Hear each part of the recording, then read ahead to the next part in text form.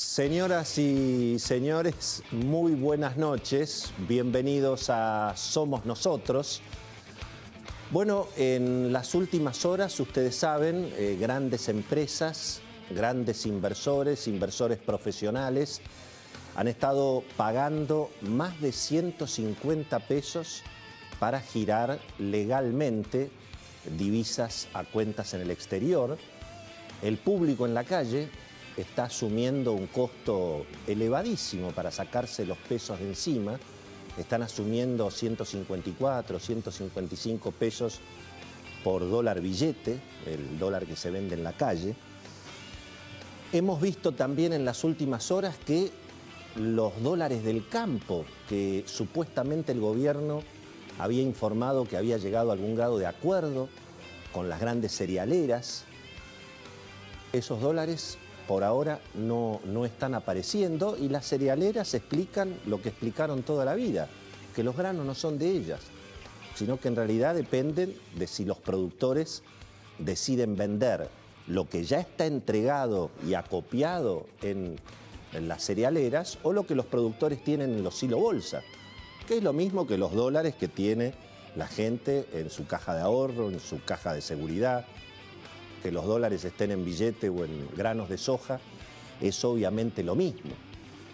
Y por supuesto, bueno, a esta altura del partido, con las reservas del Banco Central que están cada vez más comprometidas, dicen que hoy, tal vez por primer día, lo vamos a ver en las próximas horas, dicen que hoy el saldo terminó a favor entre lo poco que liquidaron los exportadores y lo prácticamente nada que se le vende a los importadores y al dólar ahorro, que le sigue sacando reservas al Banco Central, pero por supuesto mucho menos que hasta el mes pasado. Por lo tanto, a esta altura del partido, la pregunta que se está formulando ya no solamente el mundo económico, sino también el mundo político, tanto en el oficialismo, en la oposición. La pregunta que se está formulando el país es, bueno, ¿cómo va a ser el gobierno para resistir en esta situación y no tener que formalizar finalmente, como tantas veces en la Argentina, una devaluación en el precio del dólar oficial? Ese precio que hoy no alcanza para tentar a los exportadores, que al mismo tiempo ni siquiera reciben ese dólar oficial porque están las retenciones en el caso de las exportaciones agropecuarias, con lo cual, digamos, la solución matemática parece bastante evidente. Hay que aumentar el precio de ese dólar de 80 pesos al que nadie quiere vender. Eso generaría que el gobierno recupere reservas. Al mismo tiempo podría generarse un ajuste fiscal interesante porque la devaluación significa mucho más recaudación en pesos. Bueno, el viejo truco de la licuación. Pero claro,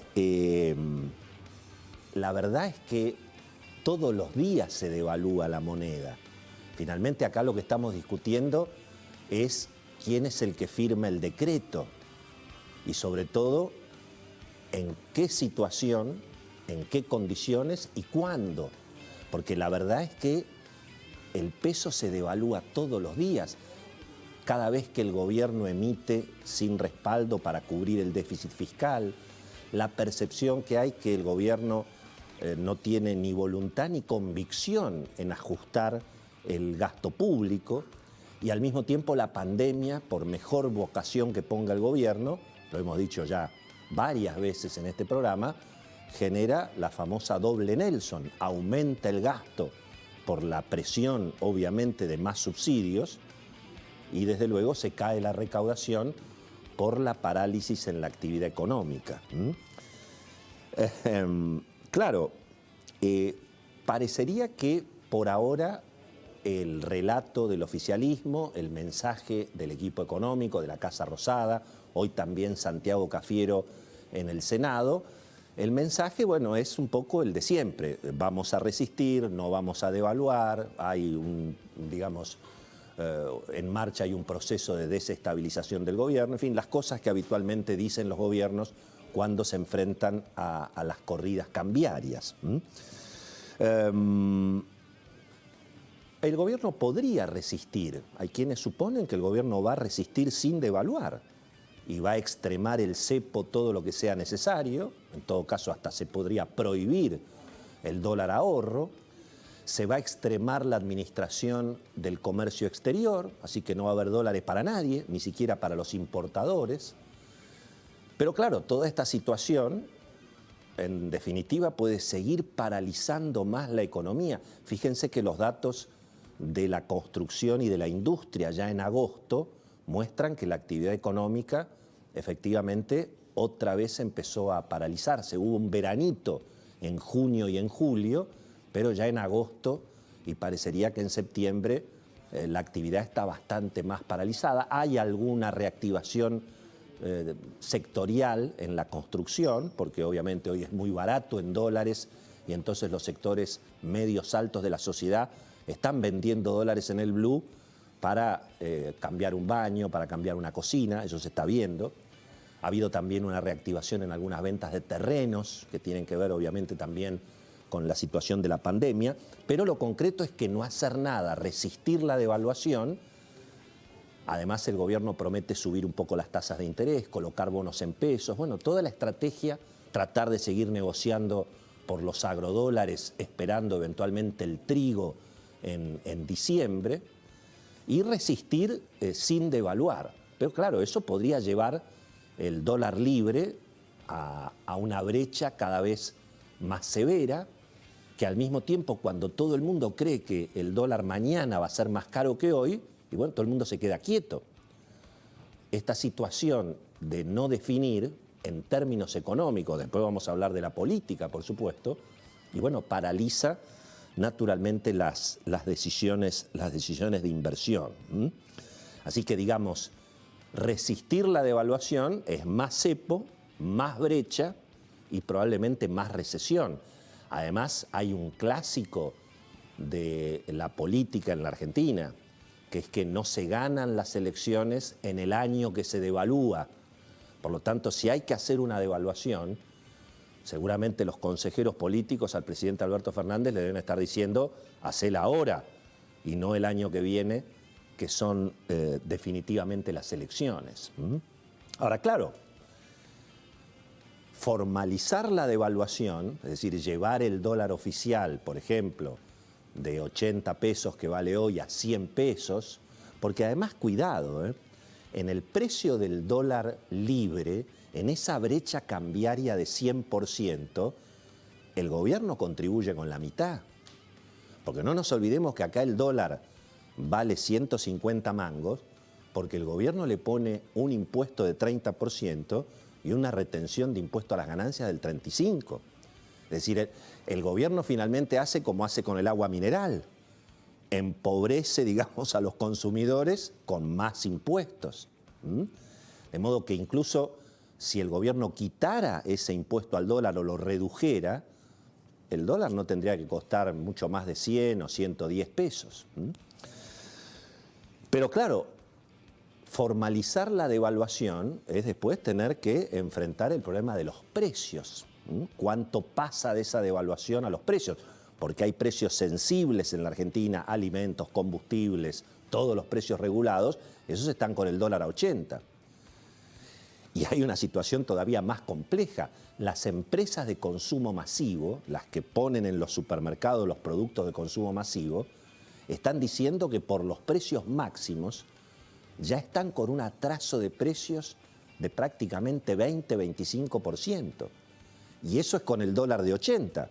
De modo que si hubiera una devaluación del dólar oficial, bueno, el atraso de los precios que reclamarían las empresas de consumo masivo sería muy, muy severo. Así que hay que administrar esa situación.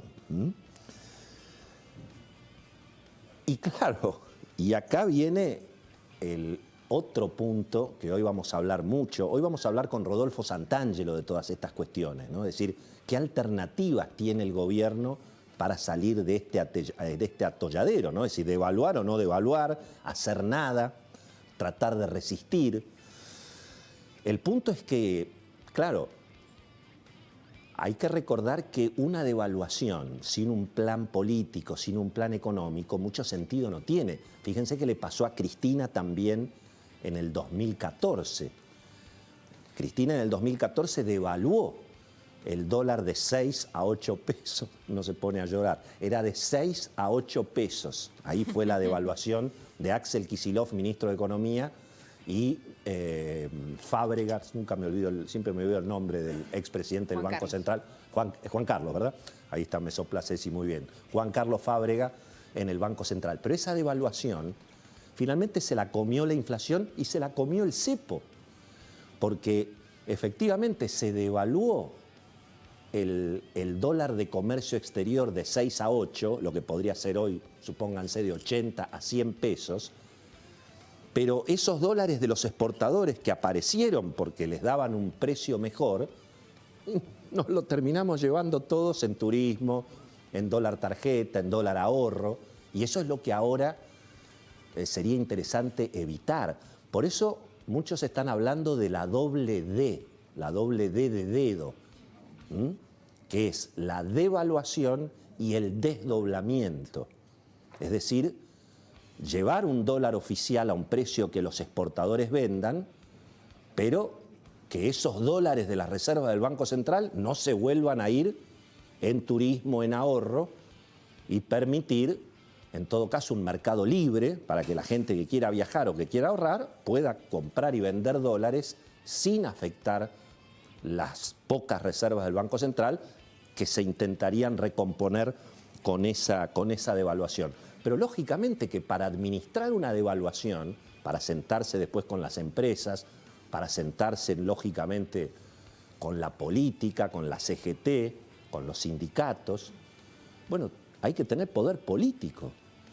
Y esa es una discusión hoy evidentemente muy presente, porque claro, estamos viendo estas dificultades tan evidentes en la gestión de la administración de Alberto Fernández, porque como hemos dicho varias veces en este programa, en cada conflicto el gobierno se pone de los dos lados del mostrador y en algunos casos no se sabe de qué lado del mostrador está o para qué lado va a girar. Fíjense el caso de hoy, que fue el caso de Venezuela, donde en alguna medida pareció otra vez un caso Vicentín, con el kirchnerismo duro tratando de radicalizar, en este caso Raimundi apoyando la dictadura en Venezuela, y después, bueno, por supuesto, el gobierno, la opinión pública, los sectores más moderados del peronismo, de la coalición, la necesidad de acordar con el Fondo Monetario, con Washington, bueno, tiene que levantar el pie del acelerador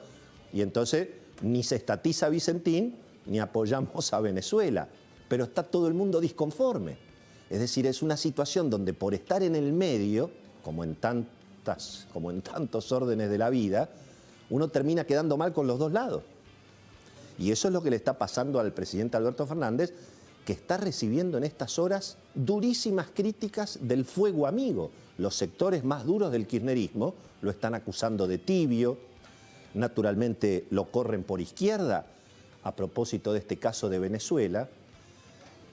Pero claro, ¿qué va a hacer el presidente con el tema del dólar? Fíjense que esto también se da en la política de seguridad.